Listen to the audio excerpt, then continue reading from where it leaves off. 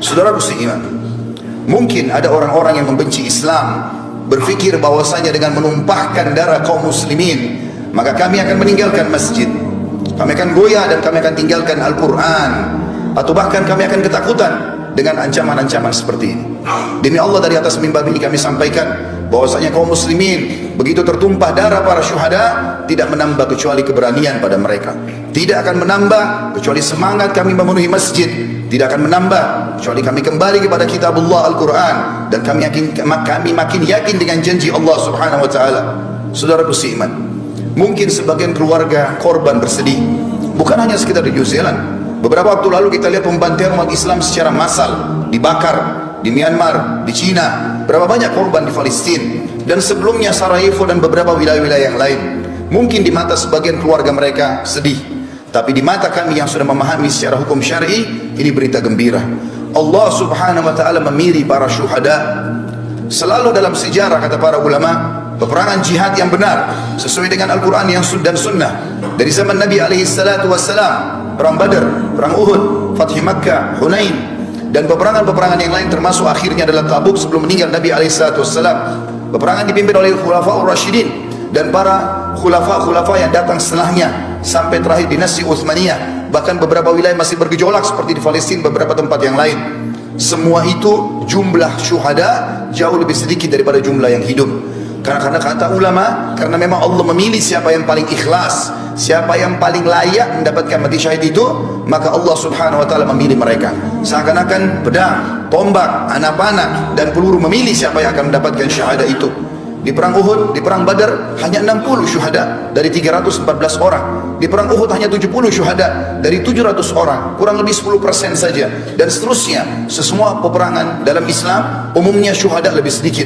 Kata para ulama, siapapun yang masuk di kancah jihad kemudian memang betul-betul dia niat untuk berperang, maka pastikan dia tidak akan mati kecuali memang dia menginginkan syahadah itu. Meninggalnya Abdullah bin Haram, Amr bin Jamuh, Mus'ab bin Umair, Hamzah bin Abdul Muttalib, dan beberapa sahabat Nabi ridwanullah alaihim di perang Uhud, karena mereka sudah bertekad dari malam harinya, berdoa sepanjang malam tidak tidur, berharap agar esok harinya mereka mati syahid. Orang-orang yang tidak meminta itu, maka tidak akan diberikan oleh Allah subhanahu wa ta'ala. Jadi dari satu sisi mungkin ada keluarga mereka yang merasa bersedih, tapi sisi yang lain kami cemburu melihat mereka karena telah mendapatkan syahadah. Betapa banyak yang Allah janjikan bagi para syuhada akan kita dengarkan pada kesempatan kita kali ini. Namun sebelumnya teman-teman sekalian, kita akan membaca firman Allah subhanahu wa ta'ala yang kekal ditilawakan oleh orang beriman sampai hari kiamat dalam surah Al-Imran ayat 133, dimulai dari situ sampai ayat 150. A'udzubillahi minasyaitonir rajim. Wasari'u ila maghfiratin min rabbikum wa jannatin arduha as-samawati wal ard uiddat lil muttaqin. Dan berlomba-lombalah kalian menuju kepada ampunan Tuhan kalian. Kalau punya dosa segera taubat sebelum datang ajal dan menyesal. Dan kejarlah surga yang luasnya seluas langit dan bumi, hanya disediakan untuk orang-orang yang bertakwa. Surga, kata para ulama di sini dikatakan kejarlah. Kata para ulama tafsir, kejar apapun yang bisa membawa kau masuk ke dalam surga, termasuk puncaknya adalah mati syahid di akhir hidup. Di ayat 134-nya, alladzina yunfikuna fis sarra'i wad dharra'i wal qadhimina al ghaidha wal 'afina 'anil nas wallahu yuhibbul muhsinin. Ciri mereka yang segera berlomba-lomba kepada ampunan Tuhan mereka dan surga, diantaranya mereka sibuk menafkahkan harta mereka, baik di waktu lawang, di waktu lapang ataupun sempit, kaya ataupun miskin, mereka sibuk mengejar akhirat mereka. Dan orang-orang yang menahan amarahnya, orang banyak memfitnah, menggibah, tapi dia justru mengontrol emosinya, dan juga orang yang suka memaafkan orang lain, maka Allah menyukai orang-orang yang berbuat kebajikan. 135-nya, والذين إذا فعلوا فاحشة أو ظلموا أنفسهم ذكروا الله فاستغفروا لذنوبهم وما يغفر الذنوب إلا الله ولم يصروا على ما فعلوا وهم يعلمون. Dan juga orang-orang apabila mereka melakukan perbuatan keji atau dosa, atau mereka menganiaya diri mereka, mereka ingat kepada Allah, lalu mereka segera memohon ampun terhadap dosa-dosa mereka. Dan siapa lagi yang dapat mengampuni dosa selain daripada Allah? Dan mereka tidak meneruskan perbuatan keji mereka itu sedang mereka mengetahui. Artinya taubatnya nasuha, mereka taubat dari zina, dari riba, dari bohong, mereka tidak mengulanginya lagi. 136, ulaika jazaohum maghfiratun min rabbihim wa jannatun tajri min tahtiha al-anhar tajri min tahtiha al-anharu khalidina fiha wa ni'ma ajrul 'amilin. mereka itu akan diberikan balasan ampunan dari Tuhan mereka dan surga yang di dalamnya mengalir sungai-sungai, sedangkan mereka kekal di dalamnya, dan itulah sebaik-baik pahala bagi orang-orang yang beramal. 137 Qad khalat min qablikum sunanun fasiru fil ardi fanzuru kaifa kana akibatul mukadzibin. Sesungguhnya telah berlalu sebelum kalian sunnah-sunnah Allah, maksudnya peraturan-peraturan Allah. Siapa yang patuh selamat, dan siapa yang durhaka akan dihukum. Karena itu berjalanlah kalian di muka bumi, perhatikan bagaimana akibat orang-orang yang mendustakan para rasul. Ada Namrud di Babilonia di Irak, sampai hari ini di Google tinggal diketik peninggalan Namrud akan keluar semua sisa kerajaannya. Fir'aun di Mesir, dan sekian banyak kaum Ad yang ada di wilayah Irak, dan juga masih ada peninggalan kaum Thamud di wilayah Madian Saleh di Saudi. Allah SWT mengatakan selanjutnya ayat 138, ada bayanun linnasi wa hudan wa mau'idatun lil muttaqin. Al-Quran ini benar-benar penerangan bagi seluruh manusia, bagi yang mau berakal dan membacanya, dan petunjuk serta pelajaran bagi orang-orang yang bertakwa, orang yang patuh. Lalu Allah sebutkan 139. Ini yang saya ingin ditiberatkan pada kejadian apa yang terjadi itu. Allah mengatakan wala tahinu wala tahzanu wa antumul a'launa in kuntum mu'minin. Janganlah kamu bersikap lemah, jangan justru dengan ancaman terorisme seperti ini lalu masjid jadi kosong, kalian tidak mau baca Quran, justru dicambukan untuk kembali kepada agama Allah. Dan jangan pula kalian bersedih hati, padahal kamulah orang-orang yang paling tinggi derajatnya, maksudnya orang-orang muslim, jika kamu benar-benar beriman. Allah mengatakan 140-nya, iyamsaskum karhun faqad massal qauma karhum mithlu wa tilkal ayyamu nudawiluha bainan nas wa liya'lamallahu alladhina amanu wa yattakhidha minkum syuhada Allahu la yuhibbul zalimin.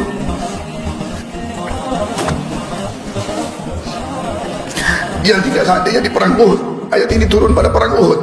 Seandainya di perang Uhud kamu mendapatkan luka hai muslimin, sesungguhnya kaum kafir juga di perang Badar telah mendapatkan luka yang serupa, dan masa kejayaan dan kehancuran itu kami gilirkan di antara manusia agar mereka mendapatkan pelajaran, dan supaya Allah membedakan orang-orang yang beriman dari orang-orang yang kafir, dan supaya Allah mengambil dan memilih para syuhada, dan Allah tidak menyukai orang-orang zalim.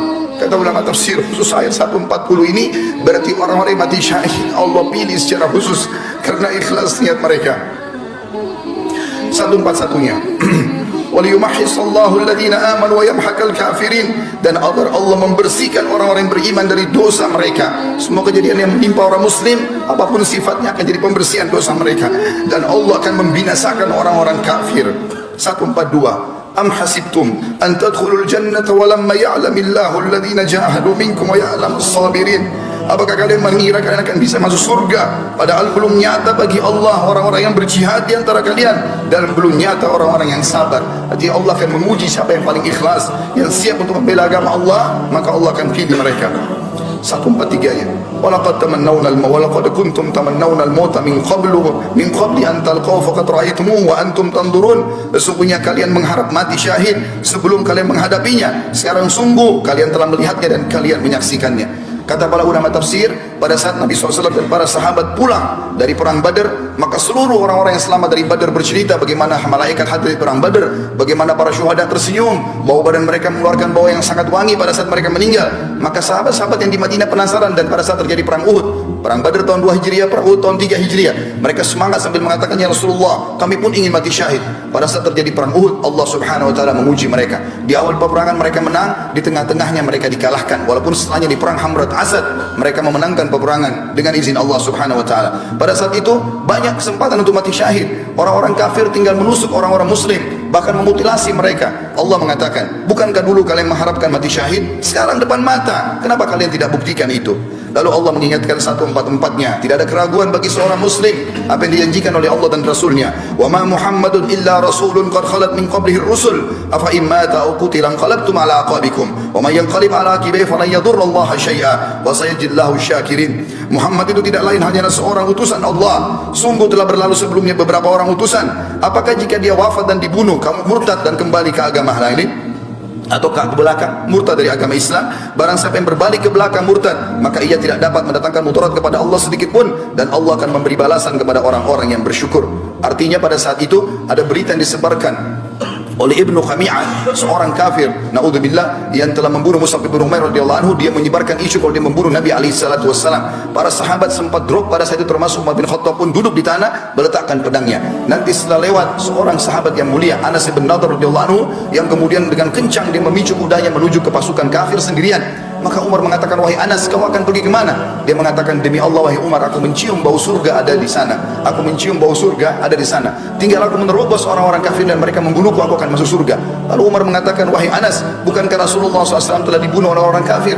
Kata Anas kata Umar, kalimat itu tiba-tiba membangkitkan semangat kami kembali. Dia mengatakan, kalau memang Rasulullah SAW terbunuh syuhada sebagai syahid di medan perang ini, maka bangkitlah kalian untuk syahid bersamanya. Maka kata Umar bin Khattab, dan bersama juga dengan Mu'adz bin Jabal, bersama dengan Sa'ad bin Mu'adz radhiyallahu anhu, dua sahabat yang terkenal keberaniannya, menyusul sampai kata Sa'ad radhiyallahu anhu, yang pada saat meninggal dia arsy Allah goncang. Dia mengatakan, ya Rasulullah, kami berusaha mengimbangi Anas bin Nadhr dan kami tidak mampu. Dan pada saat meninggal ditemukan hanya potongan-potongan badannya saja yang dikenali oleh adik perempuannya.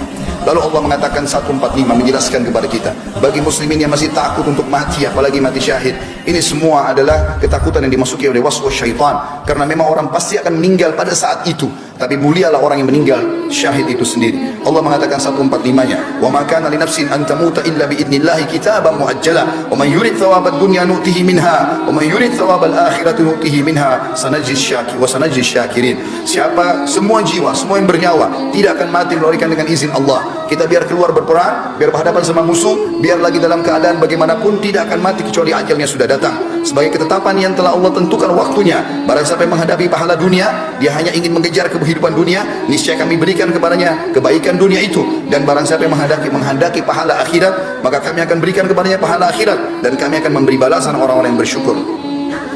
146-nya, wa ka'ayyin min nabiyyin qatala ma'ahu ribbiyuna katsirun fa ma wahanu lima asabam fi sabilillah wa ma dha'ufu mastakanu wallahu yuhibbus sabirin. Dan berapa banyak nabi yang berperang bersama-sama, mereka sejumlah besar dari pengikutnya yang bertakwa, yang patuh. Mereka tidak merasa menjadi lemah karena bencana yang menimpa mereka di jalan Allah, dan tidak lesu dan tidak pula menyerah kepada musuh. Allah menyukai orang-orang yang sabar. 147-nya, wa ma kana qaulahum illa an qalu rabbana ighfir lana dhunubana wa israfana fi amrina wa tsabbit aqdamana wansurna 'alal qaumil kafirin. Ini doa yang dianjurkan dibaca dari zaman Nabi SAW sampai hari kiamat nanti bagi orang-orang mukmin yang sedang diuji. Tidak ada doa mereka pada saat mereka sedang menghadapi musuh, menghadapi cobaan, kecuali mereka mengatakan, ya Tuhan kami, ampunilah dosa-dosa kami. Artinya kalau kami takut, berarti ampuni dosa kami itu ya Allah. Dan tindakan-tindakan kami yang berlebih-lebihan dalam urusan kami, dan tetapkanlah pendirian kami, dan tolonglah kami terhadap orang-orang kafir. 148, fa'atahumullahu thawabad dunya wa husna thawabil akhirah wallahu yuhibbul muhsinin. Karena itu Allah memberikan kepada mereka pahala di dunia dan pahala yang baik di akhirat, dan Allah menyukai orang-orang yang berbuat kebaikan. 149-nya, ya ayyuhalladzina amanu in tuti'ul ladzina kafaru yaruddukum ala aqabikum fatanqalibu khasirin. Hai orang-orang beriman, andai saja datang kepada kalian teror, ancaman, apa saja, jika kalian mentaati orang-orang kafir itu yang tadinya mau menanamkan rasa takut di tengah-tengah umat Islam, niscaya mereka akan mengembalikan kalian kepada kekafiran, lalu jadilah kalian orang-orang yang rugi. 150-nya, balillahu maulakum wa huwa khairun nasirin. Tapi ketahuilah, ikuti Allah saja. Allah sebaik-baik pelindung dan dia sebaik-baik penolong. Kita tutup dengan 151-nya yang Allah berfirman, sanulqi fi qulubil ladzina kafaru ru'ba bima asyraku billahi ma lam yunzil bihi sultana wa ma'wahumun nar wa bi'sa mathwal zalimin. Dan akan kami masukkan ke dalam hati orang-orang kafir itu rasa takut disebabkan mereka telah mempersekutukan Allah dengan sesuatu yang Allah sendiri tidak pernah menurunkan keterangan tentang itu. Tempat kembali mereka adalah neraka, dan itulah seburuk-buruk tempat kembali bagi orang-orang yang zalim. Saudaraku seiman, orang-orang yang mati syahid banyak sekali. Bisa mati di medan perang, bisa juga mati dengan cara yang lain. Sebagaimana cukup banyak ditanyakan oleh Nabi SAW dalam hadis Bukhari kepada para sahabatnya, siapa yang kalian anggap orang mati syahid? Maka mereka mengatakan, yang mati di medan perang ya Rasulullah. Kata Nabi SAW, kalau begitu syuhada umatku sangat sedikit. Ketahuilah, siapa yang meninggal kena penyakit perut, siapa yang meninggal kena penyakit taun atau pes, dan siapa yang meninggal karena membela dirinya, membela keluarganya, membela hartanya, maka semua itu dihitung mati syahid.